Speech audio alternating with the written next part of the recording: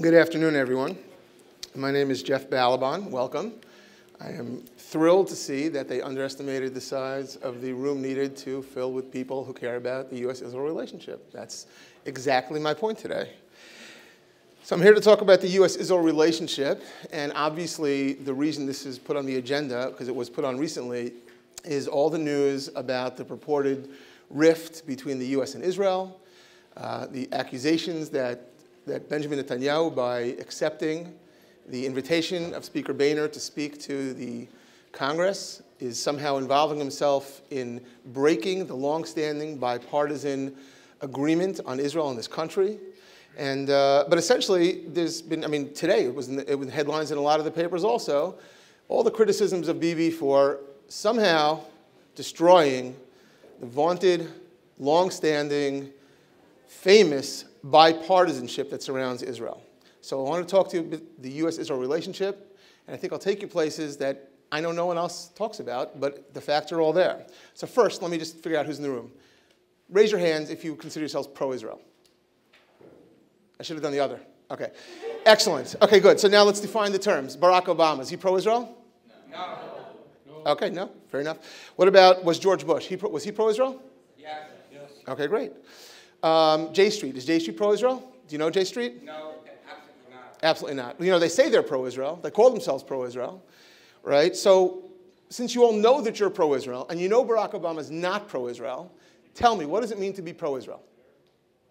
And this is truly interactive, yes? To be standing up for their defense, to stand up against all of their enemies, to stand up for their right to practice their religion without any interference by outsiders.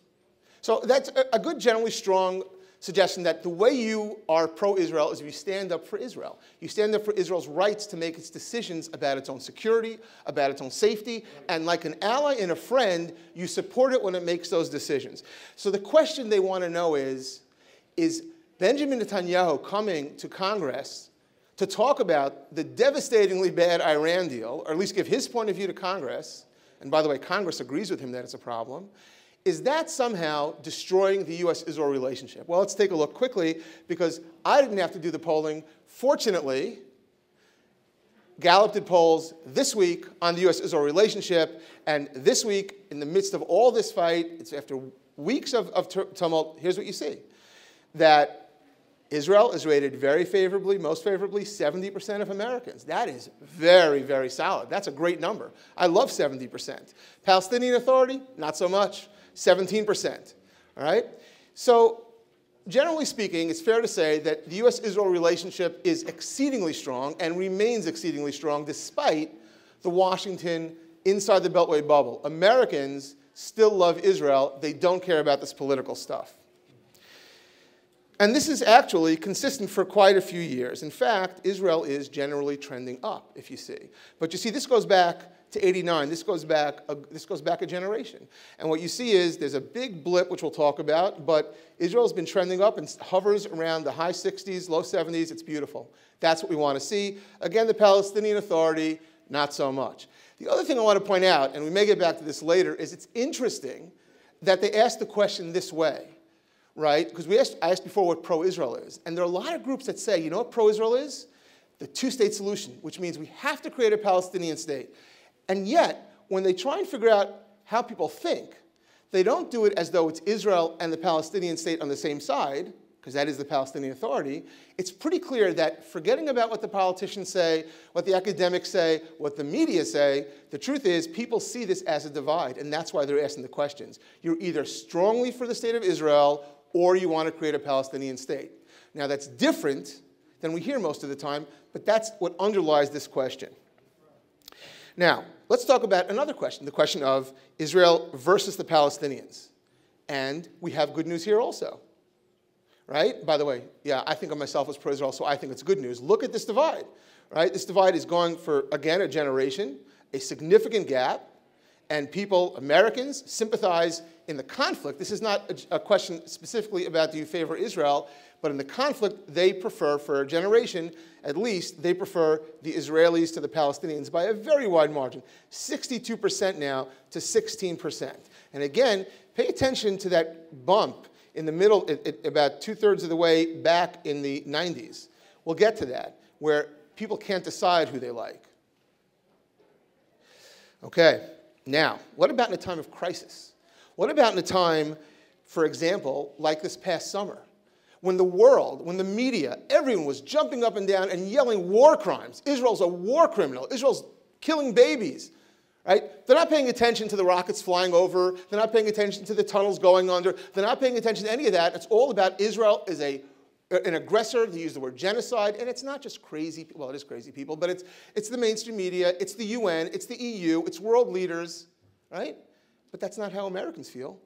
Look at this, Americans feel that even though it's tough, they still, by and large, prefer Israel to Hamas, right? They see a plurality says that Israel's actions are justified. Now remember, the only thing Americans see is what's being shown on the media. And the media is bombarding us 24/7 with one-way images about how evil Israel is, and yet it's still the case that they prefer Israel to Hamas. They see Israel as justified by 42%, a plurality, and unjustified by 39%, but they see Hamas as unjustified by 70%.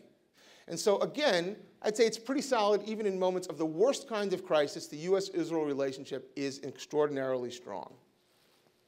And let's look at the trend. Again, for a generation, it's the same thing. In fact, look at that gap.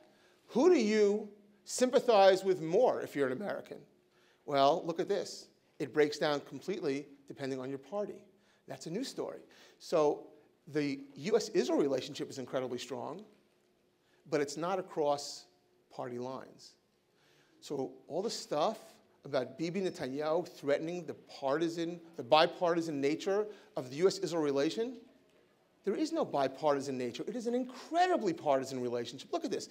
83% of Republicans sympathize more with the Israelis, but only 48% of Democrats. And beyond that, look at independents. They're with us, 59%. So this is a great issue for us.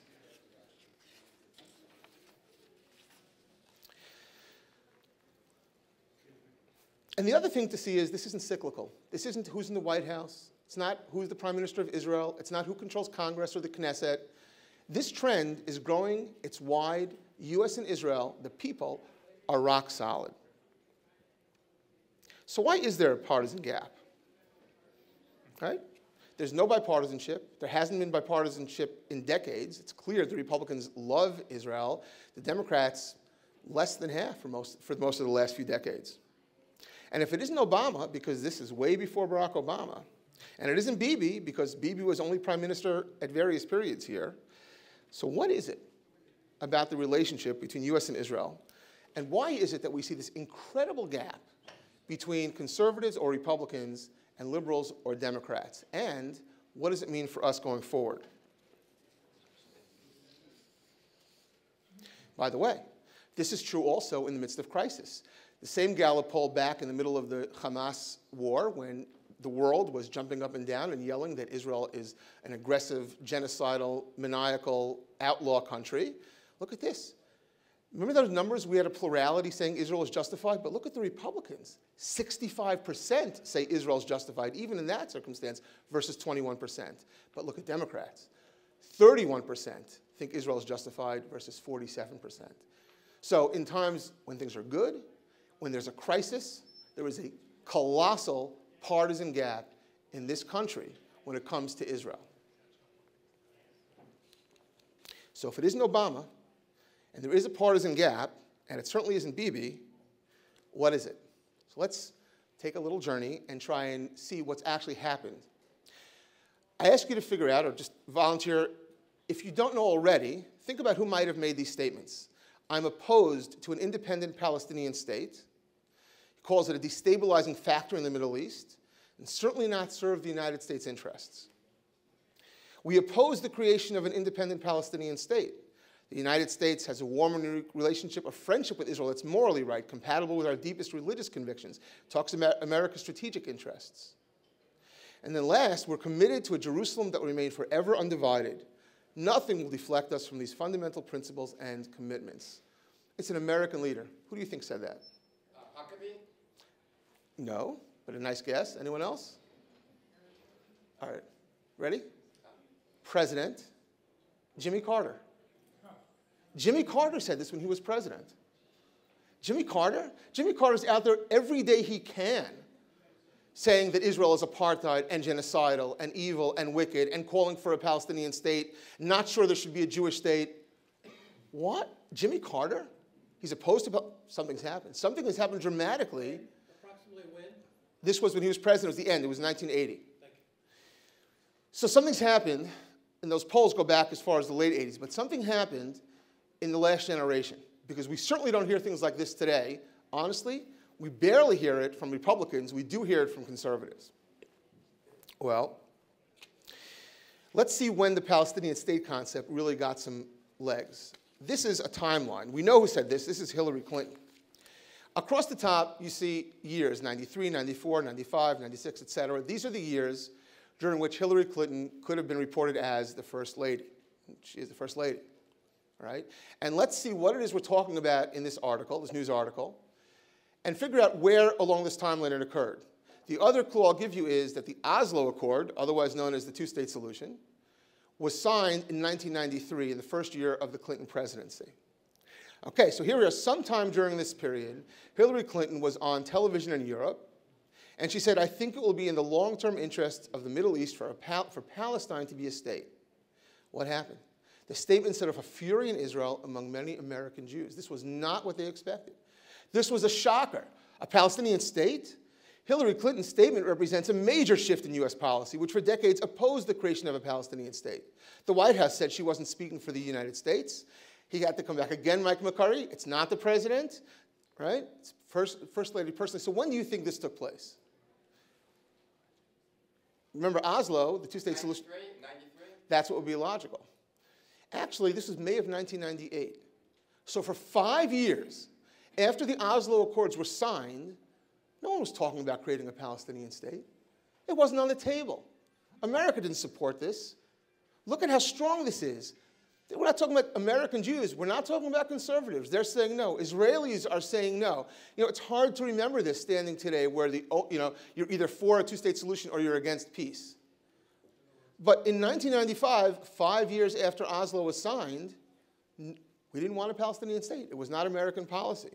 So there's been a dramatic shift from Jimmy Carter in 1980, which reflected American policy. It would destabilize the region, to Hillary Clinton, by the way, not Bill Clinton, in 1998. And then let's look on to this. Because again, I'm avoiding Barack Obama. It's not about him. It's about a terrible downward spiral. In 2011, when the Palestinian Authority said, forget a two-state solution, forget peace process, we're not doing that, we're going to the UN and they will give us our state and we'll be a belligerent state. We're just going to have a state. We don't need to have a deal with the Israelis. We're going to have a state. So what did Bill Clinton, the known friend to Israel, what did he do? He wasn't in office anymore. Who's to blame? Former President Bill Clinton said today, it's Benjamin Netanyahu, whose rise represents a key reason there's no Israeli-Palestinian peace deal.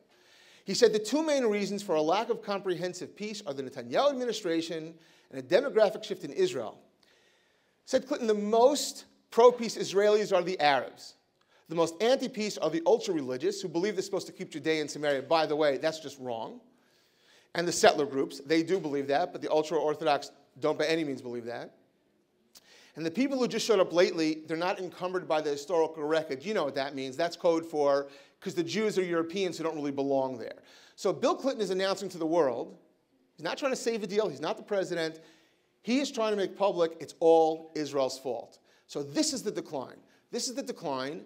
We go from Jimmy Carter, who, safe to say, loathes Israel today, and has for quite a while, saying there cannot be a Palestinian state, to Hillary Clinton saying there might be not a bad idea to have a Palestinian state, and the Jews going crazy, and the Americans going crazy, and Bill Clinton saying, not me, to where we are now, where it is the common wisdom spread by the left, spread by Democrats, spread by mainstream like Bill Clinton, who is considered a great friend to Israel, that if Israel's to blame, there needs to be a Palestinian state. In short, what changed? What changed was very simple because we don't have long memories. See, we forgot that Oslo was not creating a Palestinian state.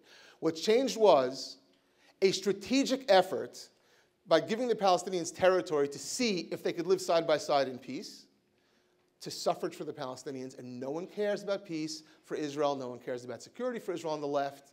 They just want to give the Palestinians a state. And in the course of this, Israel went from being David, struggling against the Goliath of the entire Arab world trying to crush it, the entire Muslim world trying to crush it, to now being Goliath, with the poor Palestinians constantly being their victims. And that appeals to liberals. And that's what we've been seeing.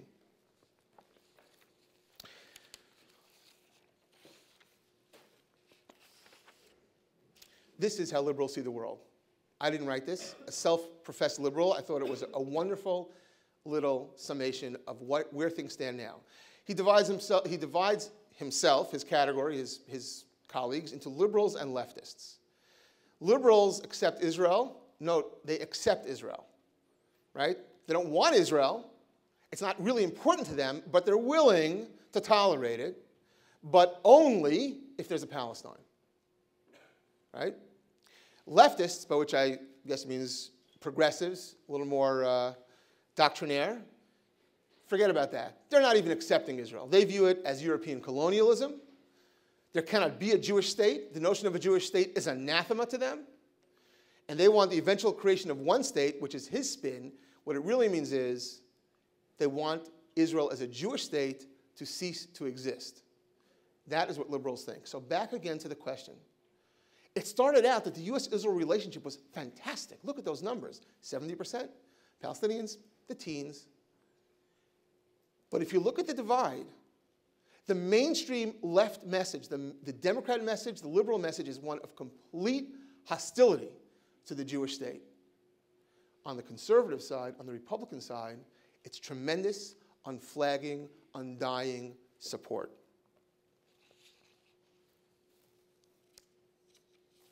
And this is the result. Again, another graph showing the divide. And look at that. During the Clinton years, there was a dip. And we saw before, the undecided, not sure, the both, that actually mounted. But since then, the gap just keeps on widening. Conservatives and Republicans want Israel more, care about Israel more. Liberals and Democrats, less and less and less. And that's where we are today. So, why is it they're all yelling and screaming that Bibi is ending the bipartisan acceptance or endorsement or alliance or friendship with Israel? It's not true. It doesn't exist. America loves Israel, but that's because America stands with us. The undecideds, remember, they were the independents. They were 59% with Israel. Republicans were 83% with Israel. That's extraordinary. That's where the relationship has been all along.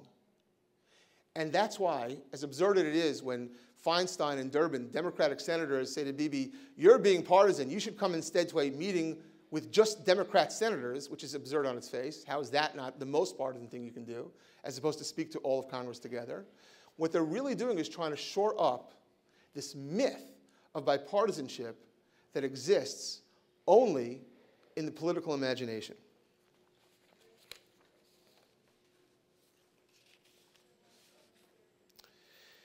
So the first thing to do is understand that the reason this is happening, so I'll go back to this in a second, is that Israel is perceived as a Jewish issue.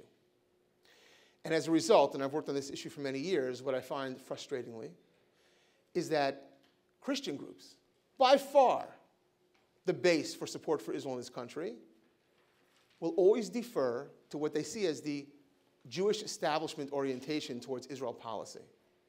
And that's not helpful to Israel. Nor is it the way Americans really feel. And Israel, I'm sorry, it's not a Jewish issue. Jews care about it, and they should care about it, although we'll see soon, not as much as they should. But Christians care more. And even if they didn't, it's not even a drop in the bucket. When you try to find national polling and see where the Jews fall out on that, we're just too small a group to even show up in the demographics. Literally, you can't find where we are in these polls because we're just too small a group. Are we an important group? Well, it matters to us. But that's not where the base is. The base is in this room. The base is at CPAC. The base is going to church, not synagogue. That's the base of support for Israel in this country. But they've been pulling their punches. I'll give you an example. Last year, the mayor of Samaria was in Washington, and he asked me if I would come meet with him. And he had done a day going around to both Democrat and Republican offices, and it was his first time, and when he came back, his first words were, "I'm depressed." I said, "Why are you depressed?" He said, "Well, the Democrats all said, you guys are the problem," meaning the ones who live in Samaria, also known as the West Bank, also known as settlers. "You guys are the barriers to peace. If it weren't for you, the whole Middle East would be solved. Everyone would be living in peace, but certainly the Israelis and the Palestinians." But that was bad, but the Republicans were almost worse, because all of them said, "No, we're with you. We agree with you. You're right. My heart's there. I've been to Samaria. It's the Holy Land. But you know what? No one's pushing for it. You're pushing for it. Everyone's saying two-state solution. Everyone's saying you guys are in the way. What do you want me to do? Emotionally, intellectually, we're with you. Politically, we're not. Because the politics have not been led by conservatives. The politics have been led by the left, because the politics have been led by the Jewish groups. By the way, this same trend, if you look at the graph, it is, again, it's not Bibi, it's not Obama, it's the way the parties are going. This is just the partisan track. It's almost exactly trending. This is separated out. These are the other issues across the board, stay the same on values. But on values questions, that incline looks almost like the incline you've seen on Israel in America, because the parties are completely different when it comes to the issue of Israel, of supporting Israel. Republicans are with us. Now, remember, Israel is this bipartisan issue, and we don't want Bibi to ruin the bipartisanship. Well, this is interesting, because in 2012, Pew did research about major issues to see where the partisan divisions are the largest. So remember the first slide about the Republican versus Democrat? It was 83 to 48. That's 35 points. Only social safety net, environment, and labor unions show up here as being a bigger gap, as being more partisan. Everything else, immigration, business, social conservatism, religiosity, government responsiveness, Democrats and Republicans are more in agreement on that than they are about Israel. Israel is about as partisan an issue as we have. The reason they're running around yelling, "How dare you break the bipartisanship," is because we're on a moment of clarity here where people will see that conservatives and Republicans support Israel, and Democrats simply do not. They simply don't support Israel. This is Jewish voter priorities. Now, I remember in the Bush campaigns, 2000 and 2004, Israel ranked as number 7 and 8 in the priorities for Jews polled, is what they care about. And among evangelicals, it was number 2 or 3. It's not just the question of how many people care about it, it's how profoundly they care about it. This is an internal Jewish poll. J Street did it. They asked which 2 of these issues are the most important for you, and it was not of their membership, it was Jews generally in America. Israel isn't even in the top 5. Israel's only 10 chose it as one of their top 2 issues, as opposed to 53 on the economy and 32 on health care. Why do we treat it? When I say we, I mean conservatives, I mean Republicans. Why do we treat this like it's a Jewish issue when the Jews don't treat it like it's a Jewish issue? I'll come back to it in a second. In fairness, this is across the board. But now I'm going to take it one step farther. Let's say many Jews are not involved in this issue, because many Jews are American. They've assimilated into America, and they don't really have a strong Jewish identity. It certainly happens. It's happening a great deal in the Jewish world in America. What about those who are actually active on Israel policy, the most active on Israel policy? Where do they stand?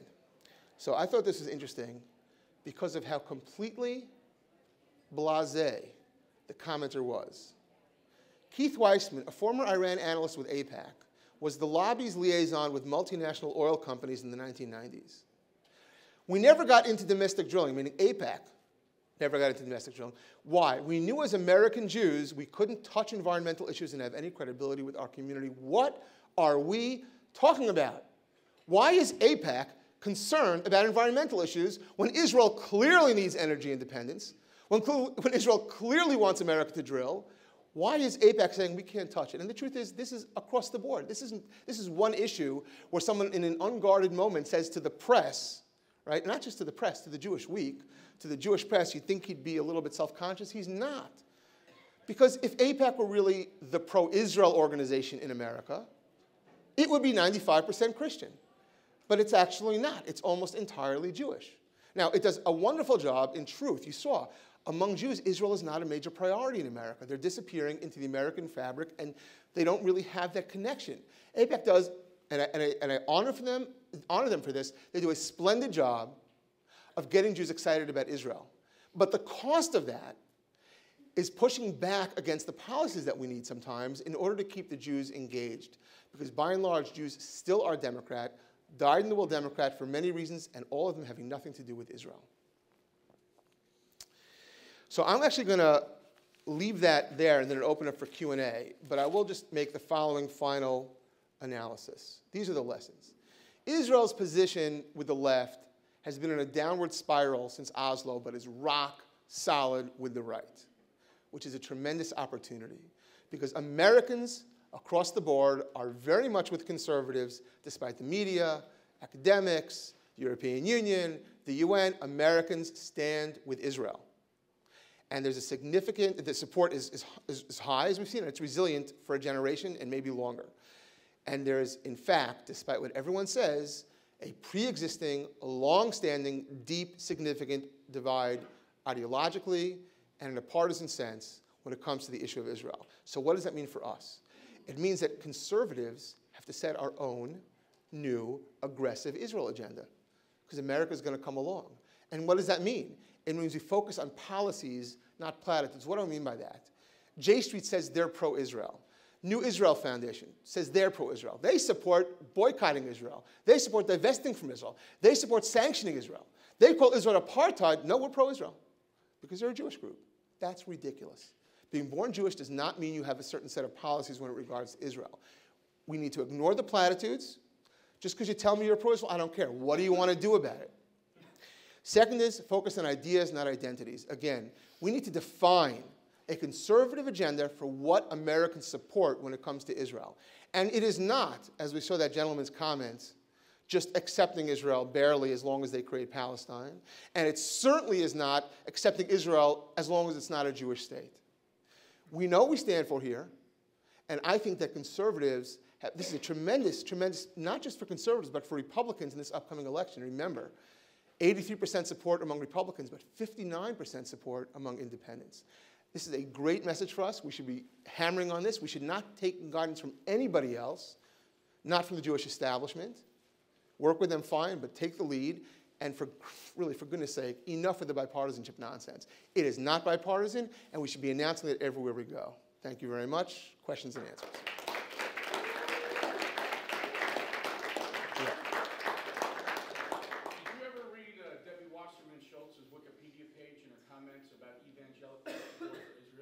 I don't think I did.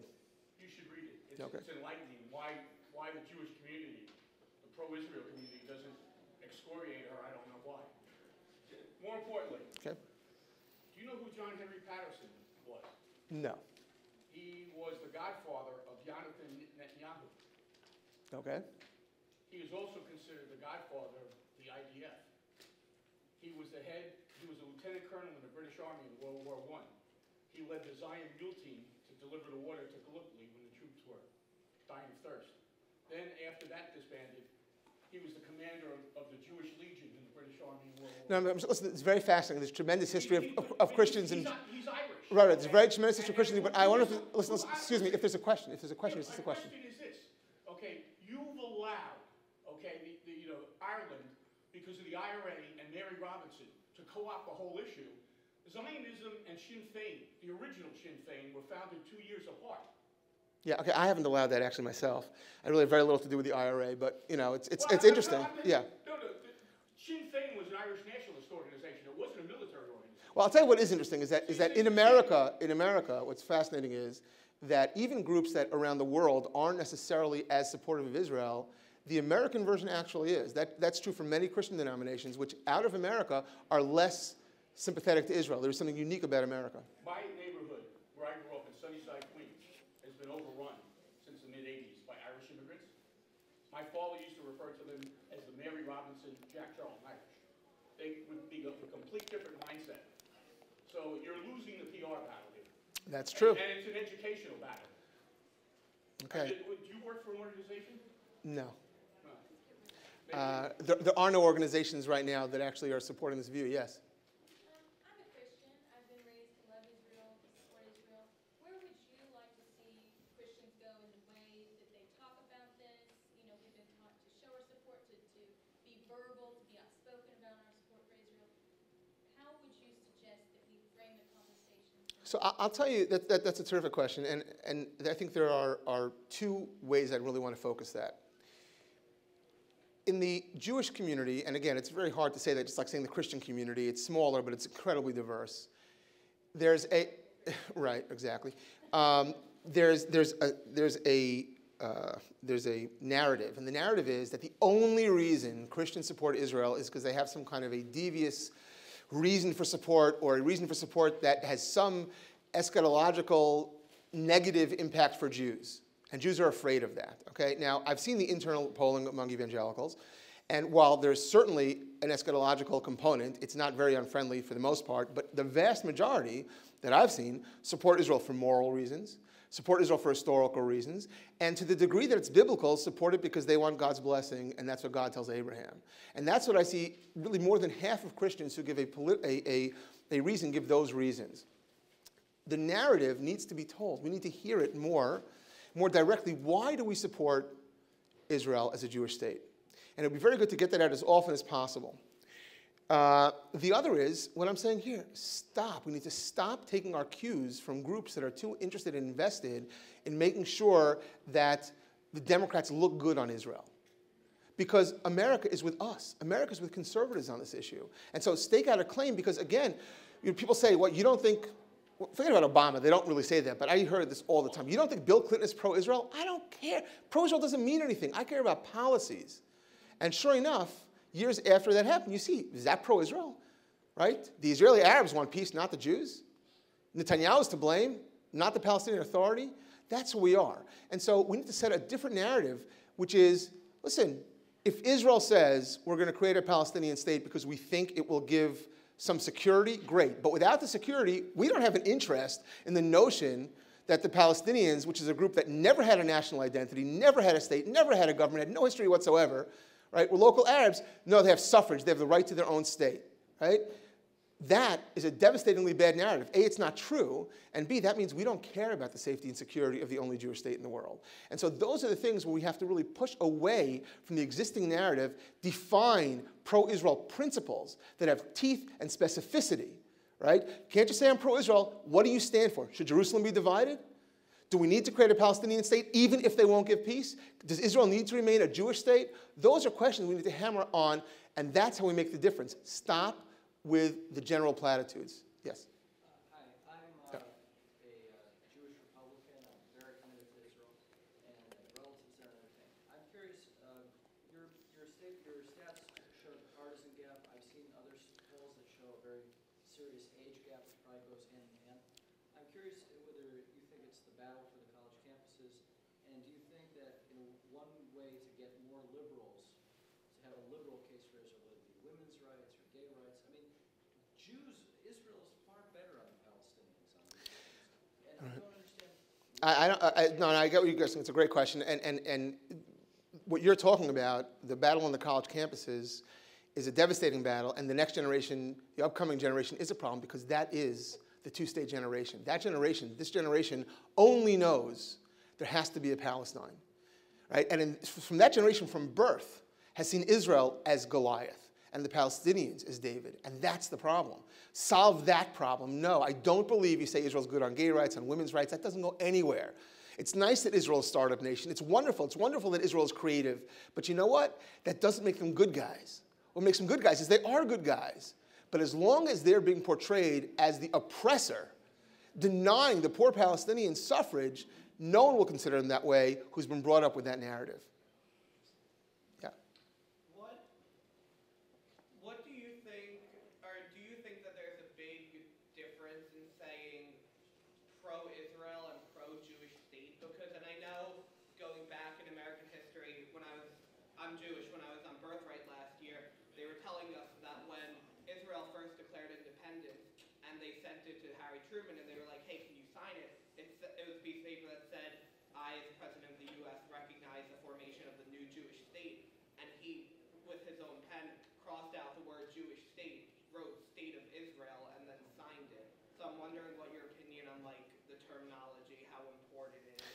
The worst thing from a marketing perspective that Israel ever did was adopt a name other than Palestine.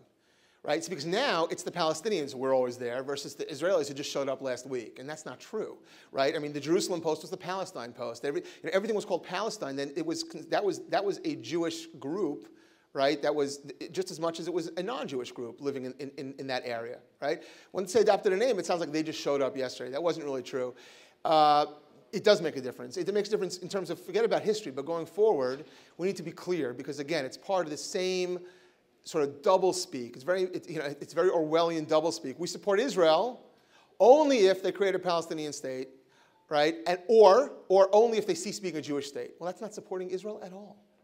The first group doesn't support Israel's safety, and the second doesn't support its existence. What about one state, called the Palestinian State of Israel? Okay, yeah.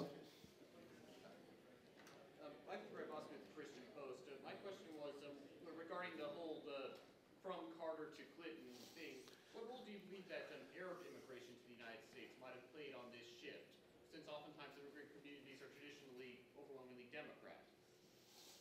It's not a significant enough blip on the demographic radar to make a difference. Yes.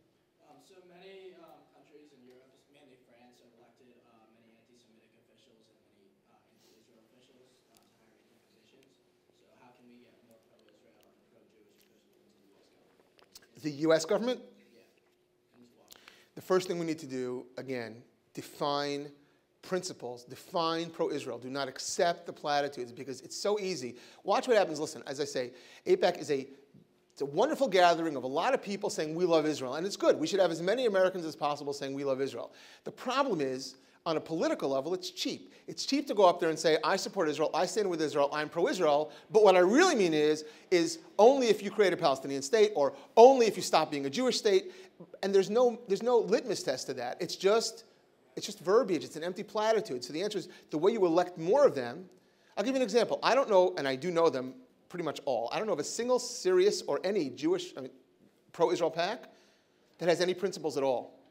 Right? If you say you support Israel, they'll give you money. Well, how does that help?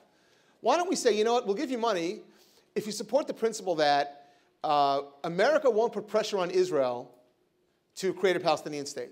I'll give you a wonderful example. In 2012, during the respective conventions, I'm sure you all remember the story about how when they tried to reinstate the language in the Democratic Convention about Jerusalem being the capital of Israel, and it was jeered and booed and yelled. It was just an embarrassment, right? Because the Jewish groups had come to the Democrats and said, you can't not have this language. You can't take it out. It's going to be a disaster for us, right?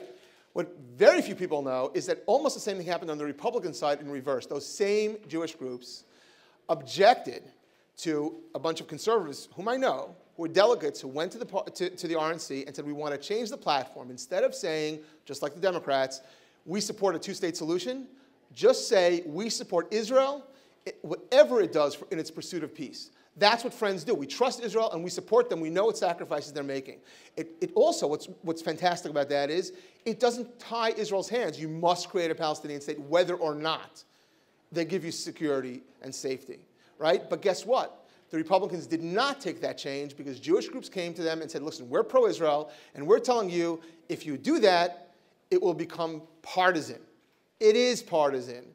It's ridiculous to, listen, everyone loves bipartisanship, right? The NRA loves bipartisanship, Right to Life loves bipartisanship, and there is some bipartisanship on those issues, but everyone gets that the Republicans are better for the NRA and Right to Life, and the Democrats are better for the labor unions and for Planned Parenthood, right? Everyone gets that. And yet when it comes to Israel, election after election after election, the mantra is it's win-win. It's bipartisan. It's nonpartisan. But we've seen the divide is enormous. We need some clarity on this issue. Yes? Why are so many American Jews Democrats, and how do we go about changing that? Yeah, so again, American Jews, I would say vote, and actually I'm just going to acknowledge the guy who tipped me off to this. My friend Michael Fragan and I worked together on elections back in the 2000s, and we were talking about what drives the Jewish vote, because that was the question that Republicans asked us, right? And actually the question that I got, which was the first time I heard it back in the 90s, scared me, was, listen, we all know Jews don't vote on Israel. What do they vote on? That's a terrible thing to know, right? And we've seen, by the way, that it's unfortunately true. Look at the statistics. And the answer is, I think, Jews vote on fear of imminent extinction. Fear of imminent extinction. We're afraid we're going to be killed. We're afraid our lives are going to be ended somehow. Now, what does that mean? Depends on how you identify yourself.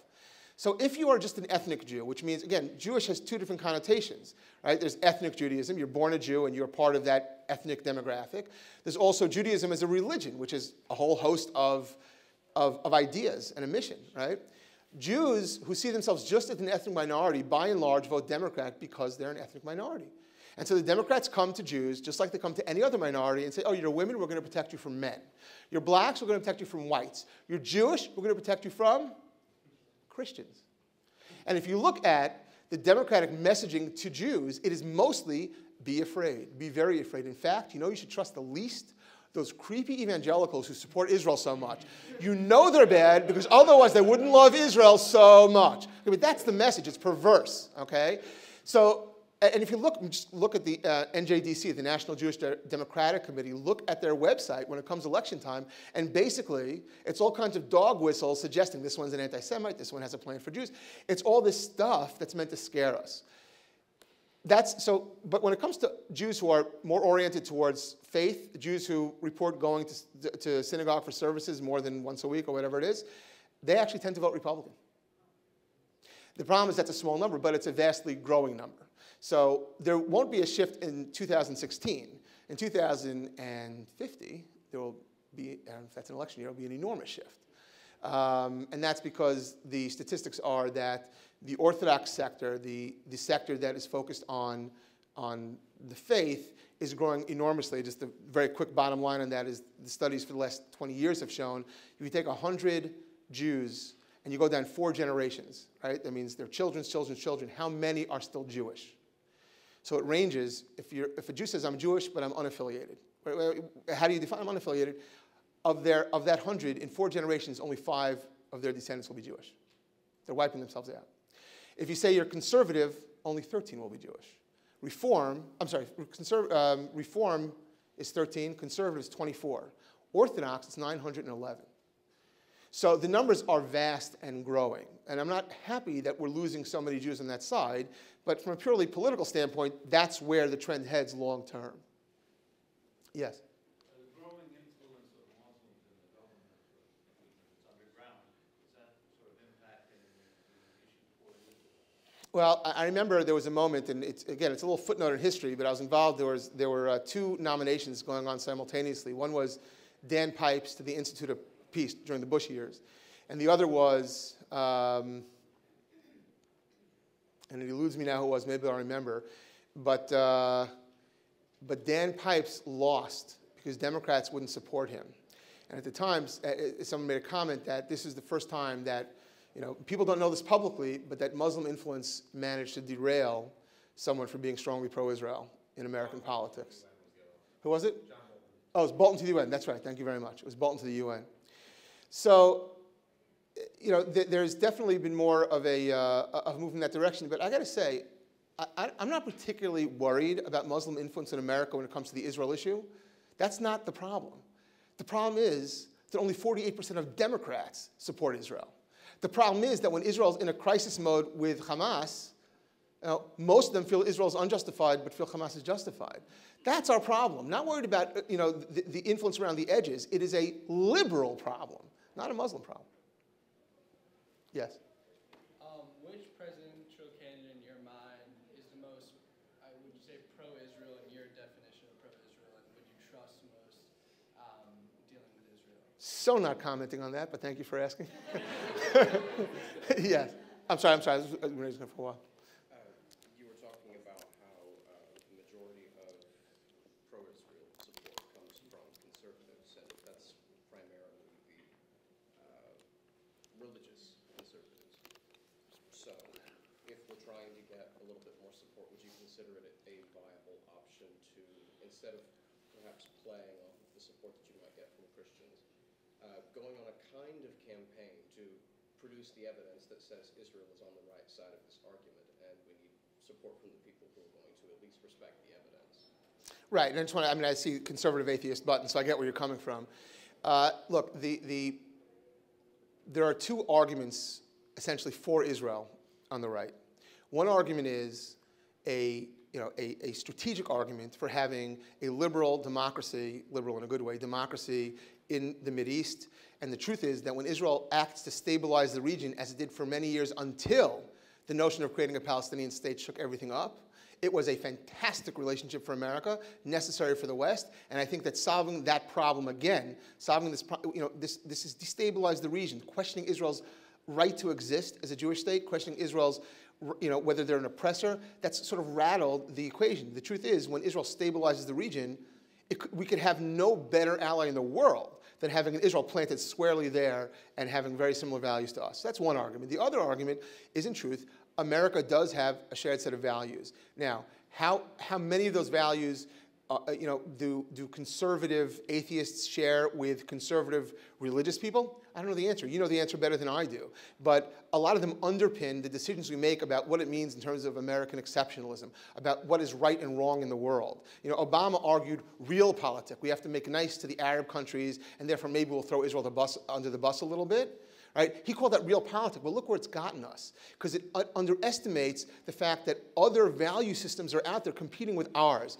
Israel's value system is very much like ours, and Israel is not an overly religious country either. Israel is a secular democracy with a hefty religious component also, but Israel looks like America. You go to Israel, it feels very much like America.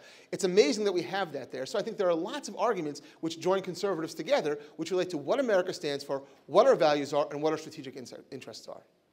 By the way, I don't know how long this is supposed to go, so I'll keep on going until someone stops me. Yes? What do you have to say to people who believe that Israel can't be a Jewish state and a democracy at the same time? And do you think that those views come from anti-Semitism, anti-Zionism, or a combination of both? No, it's actually a very important question. Israel declares itself to be a Jewish democracy. But if something is a pure democracy, then how are they going to maintain being Jewish? Right? You could foresee a time, look, there are certainly Muslims in the Knesset, Christians in the Knesset, Arab Christians, Muslims in the Supreme Court, Arab Christians in the Supreme Court. So it's a Jewish state, but it is also a democracy of all of its citizens. And that's what its ideal was. And that's not why it has, but it's also reflected in the fact that, that Jerusalem is kept as open as humanly possible to all the faiths. All that's true. But at the end of the day, a decision has to be made. What is it first? Is it a democracy first, or is it Jewish first? Because those two are value systems that compete at times. And the answer is, you asked me what I think, it should be a democracy as much as it can, as long as it remains Jewish. And those decisions have to be made. It is democracy in service of a Jewish state. It is not a Jewish state or Jews in service of a democratic state. Yeah, yes. As far as the other countries in the Middle East, like surrounding Israel, go, do you think it's more important to support, if it came down to a candidate, if it came down to a leader, and I'm going to bring up Assad here, who may be horrible to his own people, but you talk to any Israelis and they say as long as Assad was there, we knew we had a stable Syrian border. Do you think it's more important for America to keep people in power in these Middle Eastern countries who won't threaten Israel? Or I think I'm actually going to cut it, and then it's going to be my last question, because I see that doors are open and it's time for the next session already. It is critical for Israel. What Obama did with Egypt was disastrous, throwing Mubarak under the bus. Mubarak wasn't a good guy. He was a thug. He was a bad guy, but he was our bad guy. And I don't mean mine as a Jew. I mean ours as American. Right? He was keeping the peace. He was keeping stasis in his country. He was holding down the Muslim Brotherhood. And for decades, that's how we dealt with those countries. Ones where we didn't share values. We worked with people we could work with to try and keep the street from exploding. Under Obama, that stopped. And yes, it needs to be put back in place, because that's the only way to deal with it. I'm sorry. I'm happy to stick around for private questions, but I see people have to go. So thank you very much for coming.